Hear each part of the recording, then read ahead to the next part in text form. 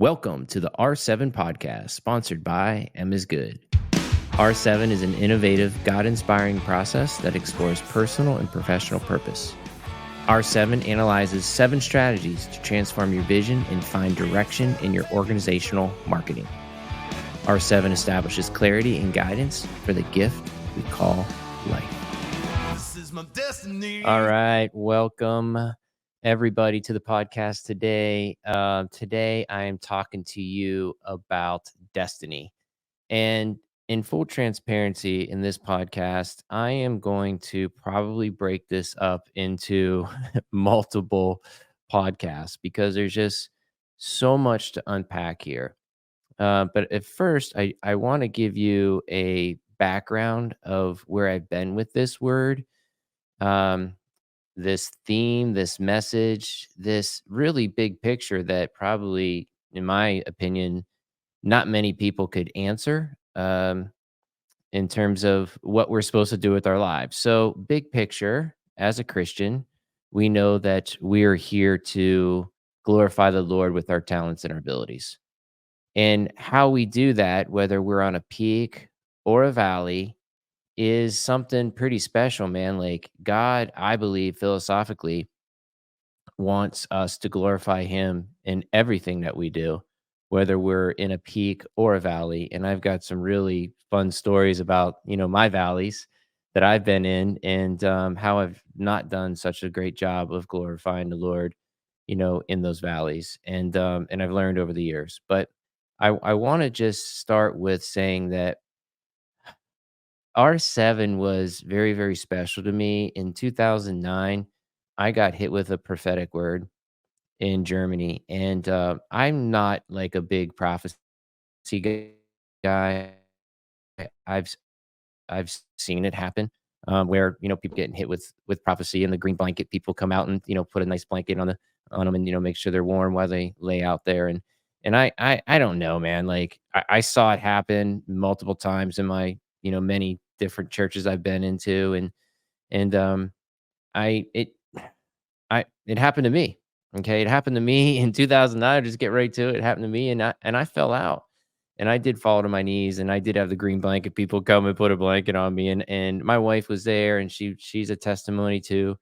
I fell out, and my ears got really hot, and my cheeks kind of got hot, and like I didn't know where I was at.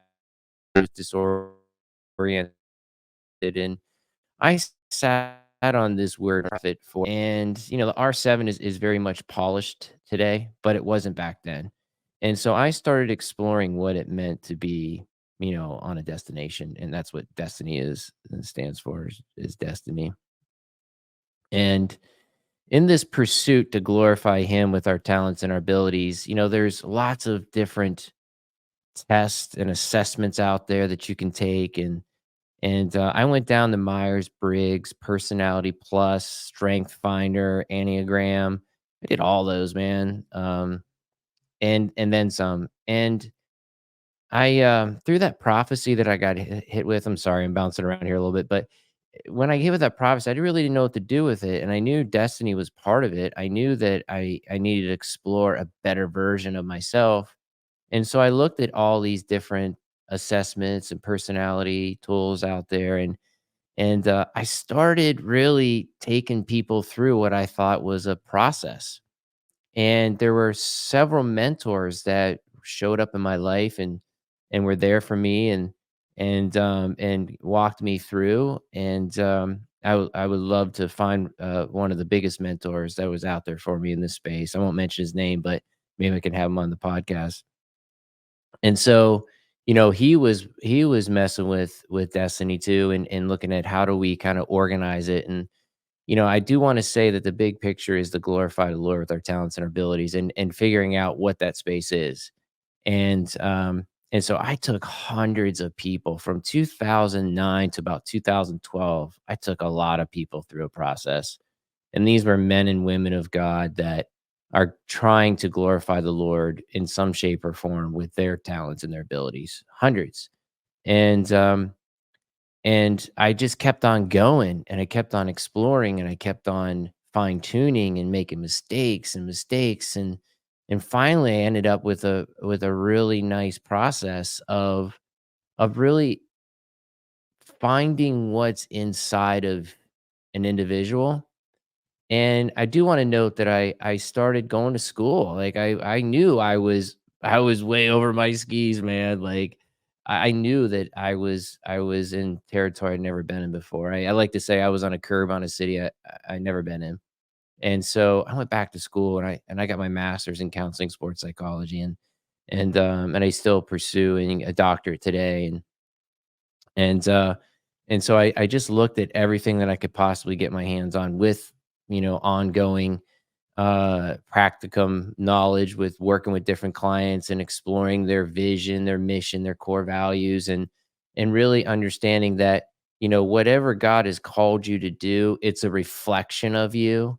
So whether you're a pastor of a church or whether you're a worship leader or not. Maybe you're just a person who believes in Jesus and like you're in the workspace and you want to do the best that you can. That's awesome. And so how do you do that? I stumbled into a passion profile assessment and I'll put the links in the description here, but there are 10 archetypes. And out of all the assessments that I stumbled through and all the people I've taken through this destiny process, I have found that this passion profile assessment um, that was designed by Elena Love and Mark Coogan. Hopefully, I said that name right. But is the Purpose Link organization, and they outline 10 passion profile archetype clusters, and they start with a builder. They go to a creator, a conceiver, discoverer, a processor, a teacher, a connector, a conceiver, an altruist, a healer, and a transformer. And I know that I'm a transformer teacher connector. And I'm just going to use me as an example, but when I'm a transformer teacher connector, I know that I need to go transform something. A transformer is radically different than a processor. A processor is very detailed, a transformer is not. Transformer is big picture, visionary. Whereas a connector is somebody who likes to connect with people. A lot of time your politicians are connectors. They just have a knack for seeing different attributes in different people and connecting them. Um, a uh, a teacher is somebody likes to teach, doesn't have to be like a teaching professor, but somebody likes to teach at different places. And I have found that when you're chasing your destiny, when you're chasing, by the way, destiny. I think I said this before, but destiny is a short for destination. We know as Christians that our life on earth is here to glorify the Lord with our talents and our abilities. And we have to recognize, be aware that the journey is the destination, that the peaks and valleys are going to happen in our life. And in those peaks and valleys is where we glorify the Lord, but also where we fine tune what He has for us. And out of all the assessment tools and the personality profiles out there, I've really found that the Purpose Linked organization has developed a statistically validated assessment that can help and guide you on where you want to go or where you think you want to go. Early on, I had the reset agency. I say early on in this process of discovering R7 and this place in San Juan, Puerto Rico, and we called it Reset Island. And we took some executives in the jungle and through that experience, I really thought that, we have to kinda blast out the worldly stuff and get you alone with yourself in the jungle. And so this is where I really started to understand the confusion of what destiny means and what the world tells us that, our destiny is. And so, just exploring that really as a marketer, understanding that this word destiny is a very big word and that it's a word that you really it's a struggle to get your mind around. And that's where I think that, understanding getting into, the weeds of your passions is a really good start. It's a really good start. I had a client many years ago, that really showed me in the Bible that when Adam ate of the forbidden fruit, the first thing that they did was, well, they knew they were naked. It's the first thing they realized, "Oh, we're naked." And then they covered themselves.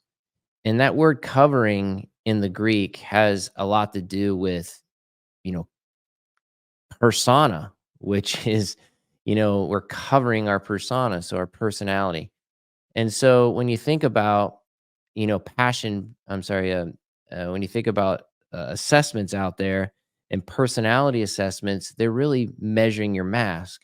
And so it was really interesting to me to find an assessment that just go beyond the mask, which is this passion profile assessment. So, there's probably many, many other tools out there that are really helpful. I've just found that this one really works. I mean, it really goes beyond your personality and understands, your passions. And so when we're talking about this big, giant market of destiny, and, I think of Braveheart, and this is our destiny, we're going to die for, um, I really think about how do we break that down and get it into something as tangible that we can feel good about pursuing. And I think the passion profile archetype clusters is a really good start.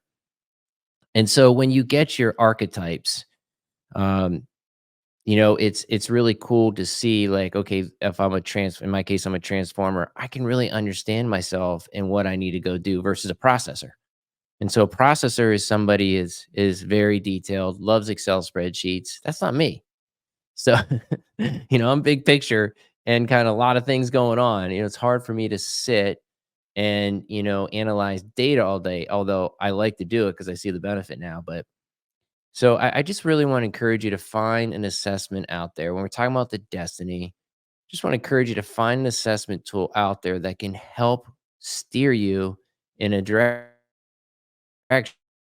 And I think the passion profile is a good place to start. So when you're in your passions, passions, I've heard different influencers that are much bigger than me, man, say, following your passions is a bunch of junk. I don't know, that hasn't been my experience. My experience is that when you find your passions, it gives you that extra motivation, internal motivation to really pursue your passion when it stinks. And when we pursue our passions and we're not skilled in them, it really stinks. As clients come in to M is Good over the years, and when they haven't started a ministry, I'm very open to say, you're going to get slaughtered mentally, emotionally, physically, spiritually. Like this financially. When you start something new and you're not skilled in it, it is very difficult, as we all know. When you start a new skill, there's lots of books on that. Excuse me, but um, starting something new is tough. And so, and I've heard this comment too. Well, if I pursue my passions, there's not a whole lot of money in it. Well, I would kick back. I would push back and say, there's not a lot of money in it for you. There's other people. Name your industry that are making millions of dollars in the industry you want to pursue. I mean, it's just the way it is. And so when you're learning something new, if you haven't gone to school for what you love to do, which is, I think Gallup says 8% of the audience engaged at work, 88%, 88% are disengaged at work. Let me say that again, chances are you don't like what you do. And when we get into that conversation, it's the idea of, the world has told you to go to school, get good grades, get a job, learn a skill. You're not getting paid. You're getting paid for a skill, which is not the reason why you're going to leave your job. It's usually because you're not valued, appreciated, and loved. When you are passionate about the field that you're in, you're going to feel validated at some point. You're going to feel appreciated at some point because you're going to go the extra mile. The internal motivation is going to be there for you to pursue that next level. And so this is how we move mountains, man. Like being passionate about it. So I really just don't see the idea of skip your passions. I know there's lots of other books out there. I've read them that says, like go do something, make a bunch of money, and then go pursue your passions. I don't know, man. Like as a Christian, I feel like there's just not enough time on the earth to accomplish what God has called us to do. And, to take a hiatus for 20 years and go make $1 million wasn't something I was interested in. I want to glorify the Lord now because I don't know how many other days I'm going to have on this earth. I'm thankful that, I'm breathing today, but it may not be tomorrow, and that's my prayer every day as I wake up and say, I'm thankful that I have the opportunity to serve the Lord. So let's go back. Destiny is a big word. It's a really big word. And I think the market out there has really made it something sexy and something that's really hard to obtain. And I'm saying from a little bit of experience of taking clients through this that, start with something that you can manage because it's not a very big word. It's not a very big idea if you can get it down to a manageable thing. And I think, the purpose linked with the 10 archetypes is a good place to start. If you know you're a builder transformer, you can really start taking it deep. And and that's the other thing I see that's happening is we like to do a whole lot of things and see like a shotgun approach to see what works. I think that's good in your 20s, but when you're moving on and really finding purpose, I've heard the analogy before, like when you turn on light, in a room, it's nice and it's comfortable. But if you focus light, it becomes a laser, and that laser can cut through anything.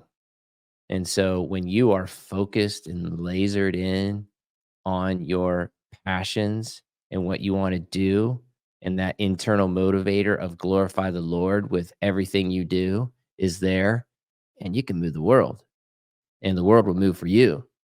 But it's, as we know, it's not easy because now you got to go get trained. I've heard people say before, you know, I don't know why God doesn't bless me. I've been doing this, and I really want to become. I'm getting an example of like a surgeon. I want to be a surgeon, and I don't know why. And I'm like, well, would you go to school? Oh, like I gotta go to school.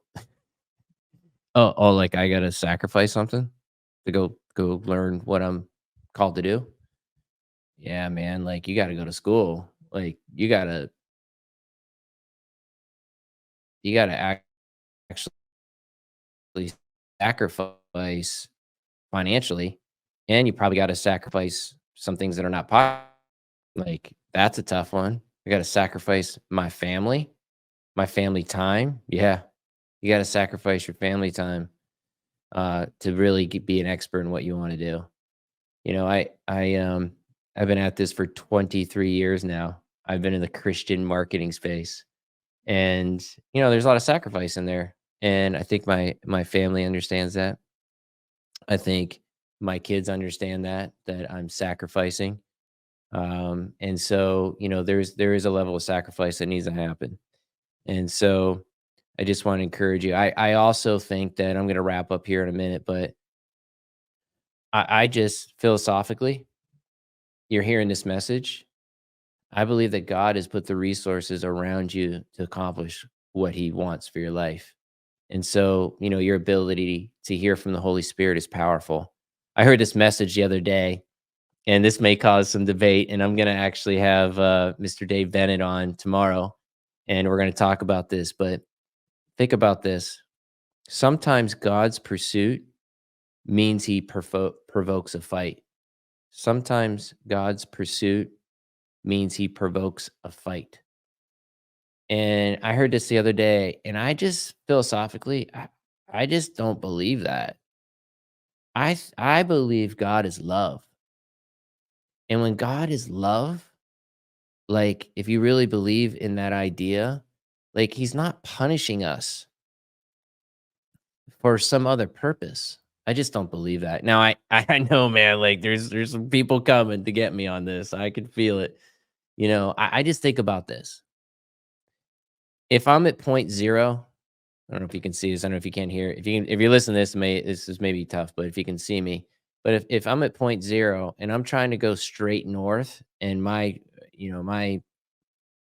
who I'm going to become is straight north, like I'm gonna be the best version of myself is straight north, man. Like like straight up. That's what God called me to be, right?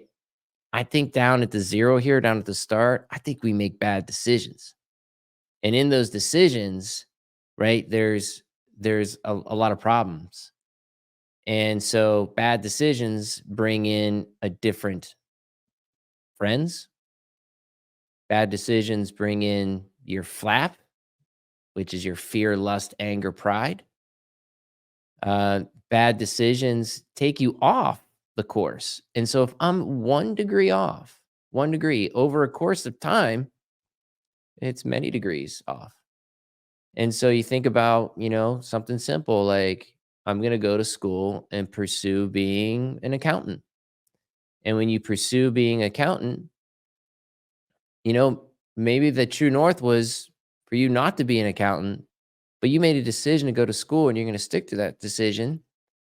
And you're not going to know really if that was a bad decision until 6 years later, right? Because you're out of school, you're actually doing the work, you're actually showing up every day, and you turns out you don't like it. You're not passionate about it after you get done. I'm just picking on an accountant. You can pick any profession you want. So accountants don't come after me. But and so we have decisions every day that we make that we don't even know that we made. 6 years later, they turn out being a bad decision. So I think that true north is not God's pursuit provoking a fight with you. I think it's just bad decision making on your part. And I get it. I've made bad decisions, right? But as I talk to people and I've listened to them, hundreds of them on this very topic, I part of my process is like sitting down with somebody who's got a vision for an organization for 5 to 7 hours. First session's 3 hours. Every week we meet for the next 10 weeks and really finding the tip of the spear in the messaging and in the passions, and then writing a narrative and a story. Like I have been there and listened to hundreds of you, male, female, black, white, Asian, Hispanic, all of you, hundreds. It may be 1,000 people. I don't know. It's up there. And I hear what you're saying, and I hear the decision making and where you're at now. And I just want to encourage you all that are listening out there that God is love, and He wants you to glorify Him in everything that we do. And so but in that we make difficult decisions. And so in those difficult decisions, sometimes they're just the wrong decisions. And in those wrong decisions is what takes us off course. And so that off the course route. Now, I'm not saying that's why I love GPS, because once you make a wrong turn, it can recalculate. We recalculate all the time.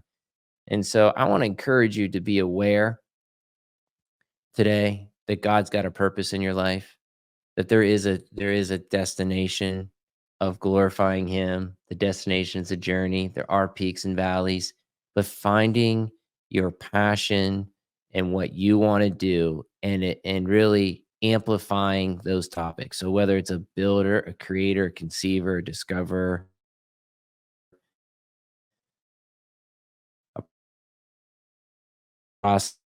processor, a teacher, a connector, a conceiver, an ultrasound healer, basically, uh, these are your doctors, these are your chiropractors, these are your nurses, like they want the world to be a better place, right? They want to help remove toxicity from the group.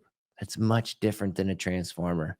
And so if you're in a healer situation, right, where you're like trying to remove toxicity, but you're a transformer, just not going to work, man. Like you're just going to be frustrated. And so this is the destiny. This is why I started off saying this is a very difficult topic to talk about, but I want to encourage you that there is a path. There is a path to really feeling fulfilled. When you go to school, you get good grades, you get a job, you learn a skill. You're being paid upon that skill. You're not being paid by how you are being fulfilled. I'm not saying don't go to school. I'm getting my EDD, my educational doctorate in sport and performance psychology. I go to school to pursue the next level, not for the letters, but I'm not saying don't go to school. I'm saying that the passion's gotta be there to pursue something. Um, and when that's there, things fall into place. Not that they're easier, but you will feel fulfilled in that. If you're trying to get your fulfillment through money and possessions, it's just not going to work. That's been proven over and over again. We got to get our fulfillment in glorifying the Lord with our talents and our abilities. That's how we do it. So this is going to be part one of Destiny. Hopefully you've enjoyed this. This is giving you something to think about. Um, I enjoy talking to you guys every week. I am starting to hear the stories now, and I am super encouraged by uh, by the listeners out there. So thank you all. Stay tuned for Destiny Part 2.